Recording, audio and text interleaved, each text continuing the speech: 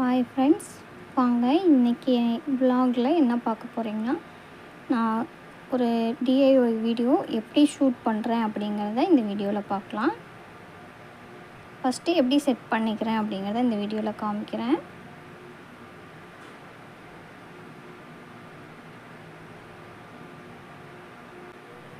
பாருங்கள், ஃபஸ்ட்டு நமக்கு என்னென்ன வேணும் அப்படிங்கிறத பிரித்து எடுத்து ஃபஸ்ட்டு வச்சுக்கிறேன்.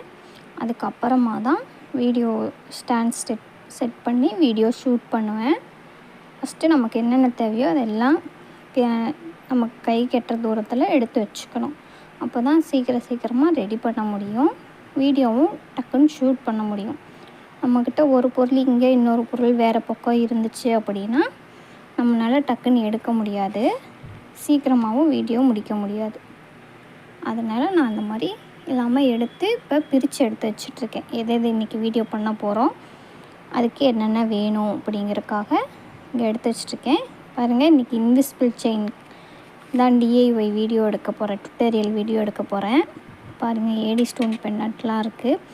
உங்களுக்கும் கஸ்டமைஸ் பண்ணி வேணும் அப்படின்னா வாட்ஸ்அப் பண்ணி புக் பண்ணிக்கோங்க. இன்றைக்கி வீடியோ எடுக்கிறதுக்கு ரெடி பண்ணிகிட்ருக்கேன்.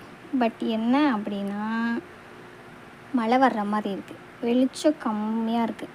இருந்தாலும் நமக்கு டைம் இல்லை, இப்போ தான் பாப்பா தூங்கிட்டுருக்காங்க. அதனால் இந்த டைமில் நம்ம வீடியோ எடுத்தாகணும்.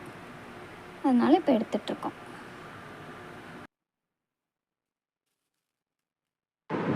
இப்போது வீடியோ ஷூட் பண்ண ஸ்டார்ட் பண்ணிட்டோம். மெட்டீரியல்ஸ் என்னென்னங்கிறத காமிச்சிட்ருக்கேன் ஒன் பை ஒன்னாக. இது நீங்கள் இன்னொரு இன்விசிபிள் செயின் டுட்டோரியல் வீடியோலேயே வரும். இந்த வீடியோவுக்கு அடுத்து வரும், பாருங்கள். அந்த வீடியோ எப்படி எடுத்து எடிட் பண்ணியிருக்கேங்கிறத பாருங்கள். இந்த வீடியோ ஷூட் பண்ண எனக்கு 1 hour டைம் எடுத்துச்சு. அவுட்புட் இதுலேயே காமிச்சிருக்கேன், பாருங்கள். சூப்பராக இருந்தால் கமெண்ட்ஸில் சொல்லுங்கள். தேங்க்ஸ் ஃபார் வாட்சிங். லைக் பண்ணிக்கோங்க, சப்ஸ்கிரைப் பண்ணிக்கோங்க, ஷேர் பண்ணிக்கோங்க. கலெக்ஷன்ஸ் பிடிச்சிருந்தா பை பண்ணிக்கோங்க.